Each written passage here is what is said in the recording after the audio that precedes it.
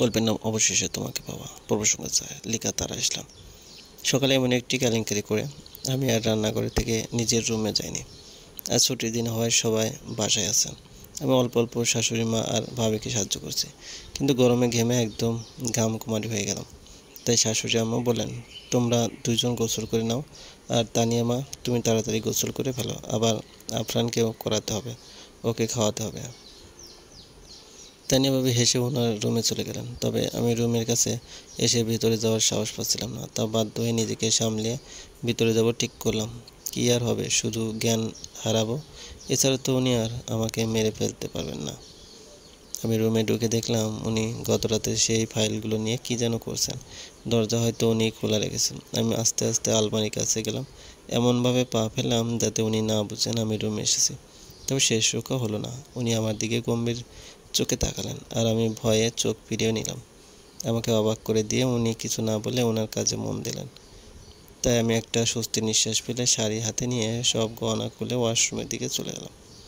গোসল করে ভালোভাবে শাড়ি গায়ে জড়িয়ে ওয়াশরুমে থেকে বের হলাম। হতেই ওনার দিকে তাকালাম। উনি ওনার কাজে ব্যস্ত। ভাবলাম আজ হয়তো কিছু বলবেন না, সেটা ভেবে মনে মনে হাসলাম। তারপর আয়নার সামনে গিয়ে হাতে বালা, কানের দুল, গলায় ছোট হার পরে নিলাম, আর একটু সেজে চুলগুলো খুলে দিয়ে পাখার নিচে দাঁড়ালাম। তারপর আস্তে আস্তে চুলগুলো নেড়ে ছেড়ে শুকানোর চেষ্টা করলাম। আর অন্যদিকে রুদ্র ফাইল থেকে চোখ সরিয়ে নূরের দিকে তাকাতে থমকে গেল।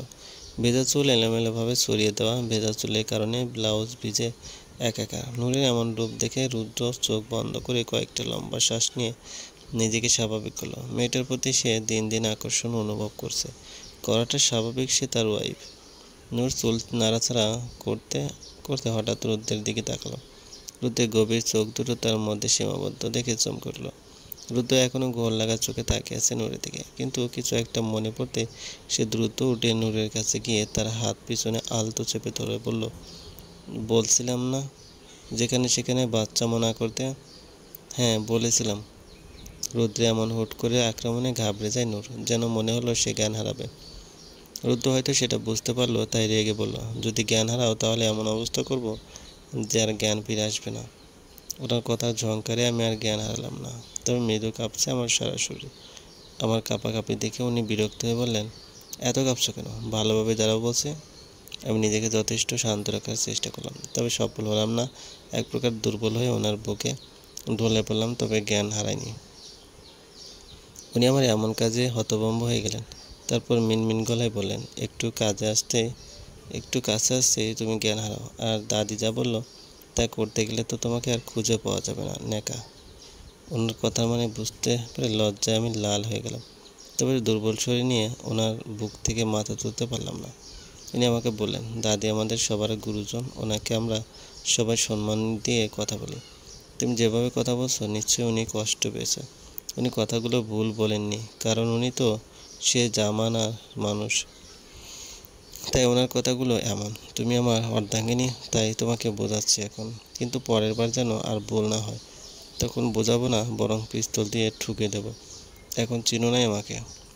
ওনার কথাগুলো শুনে ভয়ে আমি আরও জমে গেলাম। আসলেই তো উনি ভুল কথা বলেননি। আমি কোনোদিনও দাদির সাথে এমন বিহেভ করতাম না। ওনার প্রতি রাগ ছিল, সেটাই বের করেছিলাম তখন। উনি আমাকে এত সুন্দর করে বোঝালেন যে আমার বেশ ভালো লাগলো। তবে শেষের কথা শুনে কেঁপে উঠলাম। তারপর আমি আস্তে আস্তে ওনার বুক থেকে মাথা তুলতে উনি হুট করে আমার কোমর জড়িয়ে ধরলেন। ওনার কাজে আমি বোকা বনে গেলাম। আমি চোখ বড় বড় করে ওনার দিকে তাকাতে উনি বললেন, এমন আধা অবস্থায় আমার সামনে আসবে না বলে দিলাম। ভুল কিছু হয়ে গেলে তুমি 1 মাস জ্ঞান হারিয়ে পড়ে থাকবা, বলে আমাকে ছেড়ে আবার বিছানায় বসে পড়লেন। ওনার কথা শুনে লজ্জায় আমি কুঁকড়ে গেলাম। তারপর নিজেকে পরিপাটি করে ওনার দিকে না তাকিয়ে রুম ত্যাগ করলাম। আজ অনেক দিন পর আমি আর মারিয়া ভার্সিটি যাচ্ছি, তা আবার তাদের গাড়ি নিয়ে, যা আমার কাছে বিরক্তিকর, কারণ আমি সবসময় রিক্সা করে চলাচল করতে পছন্দ করি। কিন্তু শ্বশুর বাবার হুকুমে আমাদের গাড়ি করেই যেতে হচ্ছে। আর মির্জা সাহেবের কথা মতো আমি কালো বোরকা হিজাব পরলাম। আমি আগে পড়তাম, তবে মাঝে মাঝে। আমি ভার্সিটি আসার আগে উনি বারবার করে বলেছেন, দুষ্টুমি লাফালাফি একদম করবে না। ওনার এক প্রকার হুমকি ধমকি শুনেই ভার্সিটি যাচ্ছে। তো মিস্টার রুদ্র মির্জা, নিজের ওয়াইফকে কখন ডিভোর্স করছো? রুদ্র ভ্রুকুচকে রিয়ান চৌধুরীর দিকে তাকিয়ে বলল, আমি কেন আমার ওয়াইফকে ডিভোর্স দিতে যাব? ও মিস্টার রুদ্র মির্জা, আমি জানি তোমাদের বিয়েটা একটা মিস্টেকের কারণে হয়েছে। রুদ্র স্বাভাবিক গলায় বলল, তো? রিয়ান হেসে বললেন, তো কথা হচ্ছে আমার বোন তোমাকে পাগলের মতো ভালোবাসে। আমি চাই তুমি আমার বোনকে বিয়ে করো। রিয়ানের কথা শুনে রুদ্র চেহারা বিরক্তি ফুটিয়ে তুলে বললেন, মিস্টার রিয়ান চৌধুরী, আমি অলরেডি বিবাহিত। আমার দুটো বউ পালার ইচ্ছে কিংবা মুড কোনোটাই নেই। রিয়ান এবার চোখ মুখ শক্ত করে বললেন, তুমি তোমার ওয়াইফকে ডিভোর্স দিবে আর আমার বোনকে বিয়ে করবে, এটাই ফাইনাল। রুদ্র বাঁকা হেসে বললেন, আমার লাইফের ডিসিশন কি আপনি নেবেন মিস্টার রিয়ান চৌধুরী? আর আমি আমার ওয়াইফকে ডিভোর্স দিয়ে তার জীবন নষ্ট করতে চাই না। রিয়ান কিছুক্ষণ চুপ থেকে আবার বললেন, তাহলে আমাদের মাঝে একটা ডিল হয়ে যাক। রুদ্র শান্ত গলায় বললেন, কিসের ডিল? রিয়ান শান্ত আর স্বাভাবিক গলায় বললেন, তুমি যখন চাও না তোমার বর্তমান ওয়াইফকে ডিভোর্স দিয়ে জীবন নষ্ট করতে, তখন আমি একটা কথাই বলবো, তুমি ডিভোর্স দিয়ে দাও ওই মেয়েটাকে, তারপর না হয় তাকে আমি বিয়ে করব। আর তাও তুমি আমার বোনকে বিয়ে করে নাও। আমার বোনের জন্য এতটুকু ত্যাগ আমি করতেই পারি। রুদ্র তার কথা শুনে রেগে টেবিলে থাকা গ্লাসটা নিচে ফেলে বলল, মুখ সামলে কথা বলুন মিস্টার রিয়ান চৌধুরী। ভালোভাবে কথা বলছি বলে মাথায় উঠে নাচবেন না।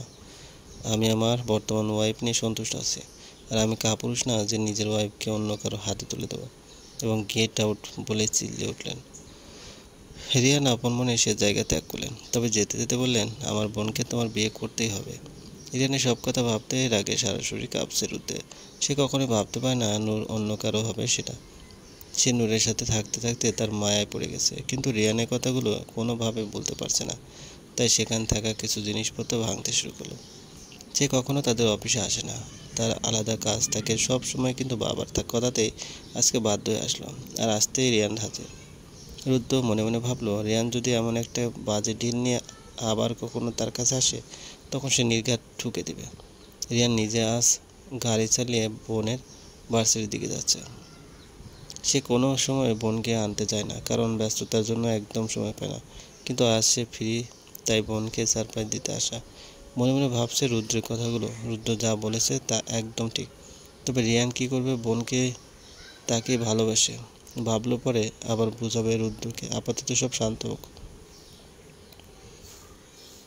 ভার্সিটির কাছে আসতে সে গাড়ি থেকে বের হয়ে গাড়ির সাথে হেলান দিয়ে দাঁড়িয়ে আছে, কখন তার বোন বের হবে তার জন্য। কিন্তু কিছুক্ষণ পর কিছু একটা দেখে রিয়ান থমকে যায়। কঠোর হৃদয়ে খেলে যায় একরাশ অনুভূতি। এই অনুভূতির সাথে তার নতুন পরিচয়। সে জানে না এই অনুভূতির নাম কি।